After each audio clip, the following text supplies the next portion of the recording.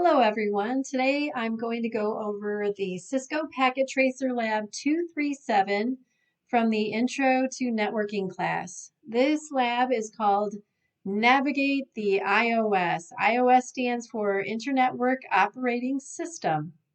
In this activity, we're going to practice skills necessary for navigating the Cisco iOS. And let's start right into it. Part 1, establish basic connections, access the CLI command line interface, and explore help. So our step 1 here, we're going to do these steps. Connect PC1 to switch 1 using a console cable.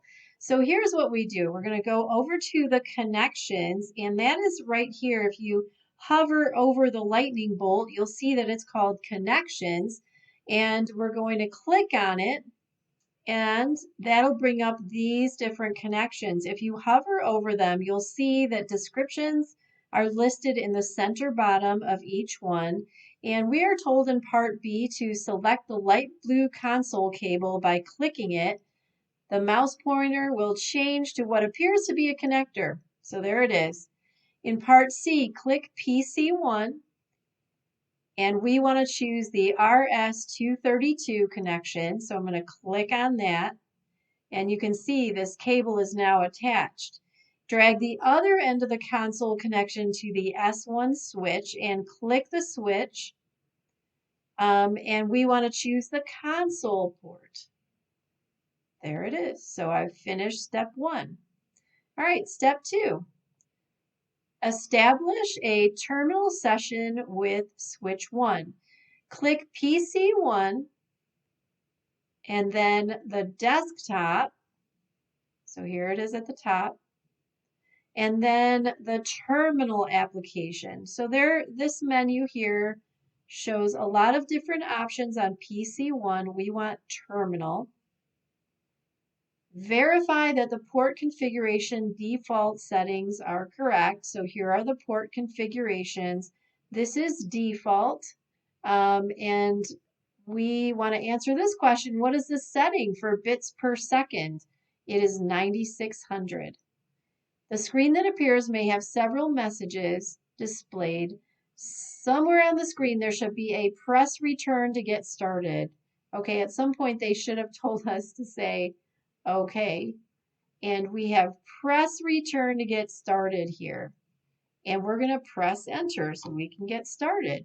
And you can see the prompt that is displayed on the screen is S1, the name of our switch. And we are consoled into the switch with this cable. That's why we get to use this this desktop terminal to program some things on switch 1. Okay, explore the iOS help. So let's go to step 3 here. The iOS can provide help for commands depending on the level accessed. The prompt currently displayed is called user exec mode. And the device is waiting for a command. The most basic form of help is to type a question mark. So right here, we're going to type a question mark. And we get a lot of commands that we can do here in user exec mode. We get all of these. Not that title, but it says then our question here on the lab is which command begins with the letter C? And it is the connect command. Okay. Part B, at the prompt, type T and then a question mark. T, question mark. And you can see now that it's listing the commands that start with the letter T. It's got 3 of them, and you can see them here when we listed all of the commands. It's telnet, terminal, and traceroute. And then we're going to try typing in TE question mark to see what we get. And now it has narrowed things down a little bit more. Telnet and terminal are included here in this list.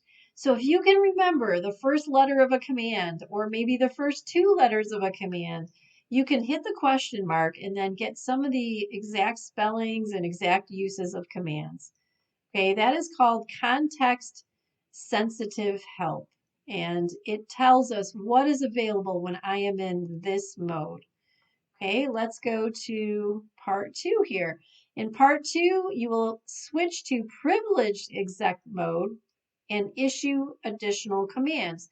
So this mode here where we have, let me get rid of the TE, this mode where we have the S1 and that greater than symbol is user exec mode, but let's get into something more complicated. So I'm going to type the question mark again and find out what my choices are.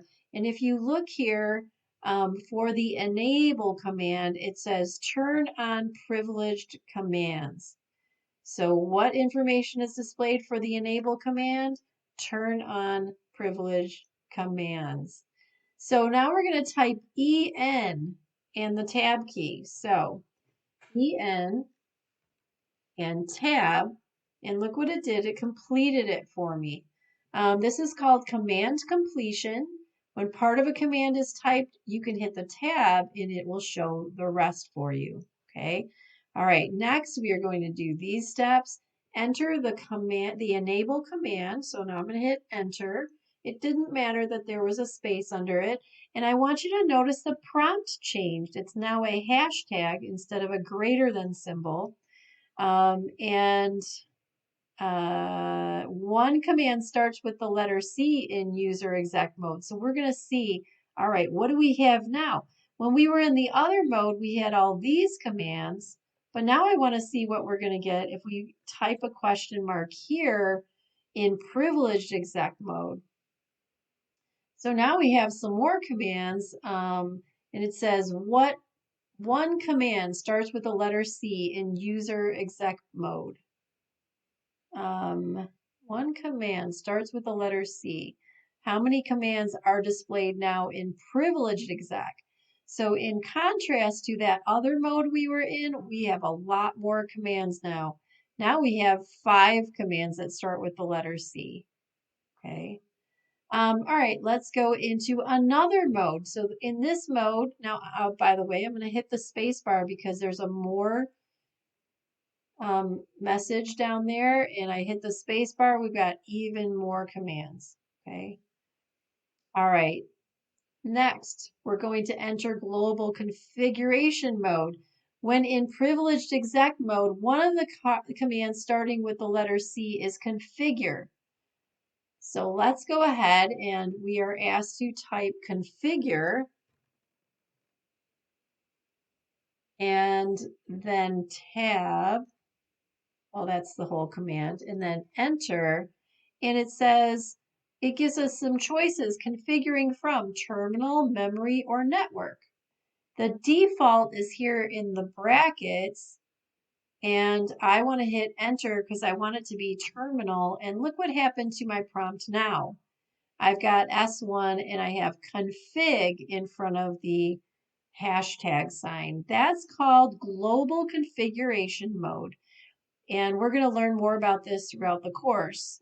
For now, we want to go back to privileged exec mode, and I'm going to type exit. And then sometimes you'll get extra messages. You can just hit enter. It doesn't hurt anything. And you can see that now I am back to the hashtag privileged exec mode. Okay, let's move on. Set the clock. All right, this is kind of long, so we will only display part of it, but set the clock. Use the clock command. So we'll do this first part here. Use the clock command to further explore help and command syntax. So right here, I'm going to type show clock, and let's see what's displayed. You can see that I've got a time, I've got a date. It happens to be in 1993.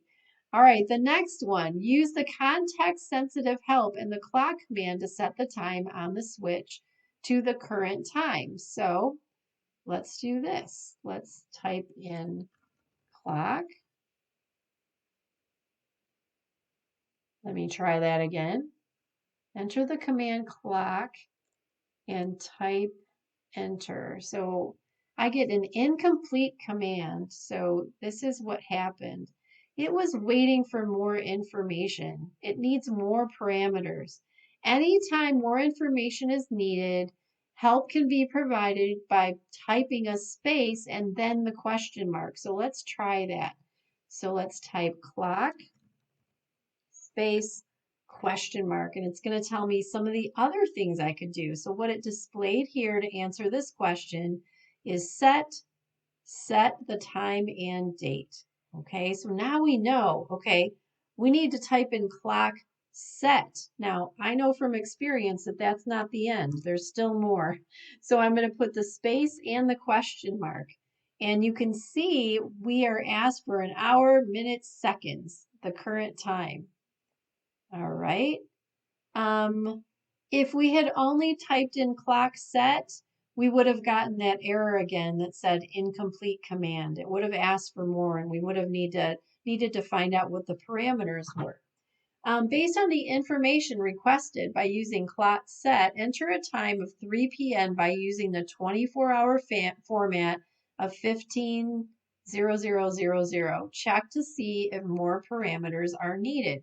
So now we're going to enter this command right here and see what happens. 15:00:00 space question mark. Yes, it does want something else, doesn't it? It wants us to provide the day of the month and the month of the year. So next step, it says attempt to set the date to January 31st, 2035 using the format requested. It may be necessary to request additional help using context-sensitive help. When finished, issue the show clock command to display the clock setting. So we are going to try setting that up. We want the day of the month first, 31. I'm going to hit a space and a question mark. And now it wants the month of the year. So I'm going to type in 01 space question mark. It looks like it wants perhaps the word January like this. So I'm going to type in Jan question mark, and now it wants the year 2035. And I'm just going to hit enter there. And it liked that. So that's how you enter the time. All right. And then we are asked to say show clock and see if all of this was changed. And look, yes, it is the time that I put in. It is January 31st of 2035, and it's apparently going to be a Wednesday. Okay, then if you were not successful, try the following command to obtain the output. Here it is, the way that we had to enter it in. In case you made a mistake somewhere, you can try again. Okay. Explore additional command messages. Step 2. The iOS provides various outputs for incorrect or incomplete commands. Continue to use the clock command to explore additional messages that may be encountered as you learn to use the iOS. So issue the following commands and record the messages. So we're going to try CL tab. And I didn't get anything. All right, let's type clock tab. I still didn't get anything. How about clock set 25:00:00? And now I'm going to enter that. And it says there's an invalid input detected. All right, let's try clock set 15:00:00 space 32.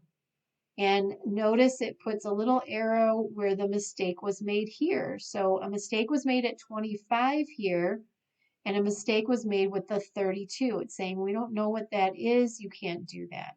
Okay?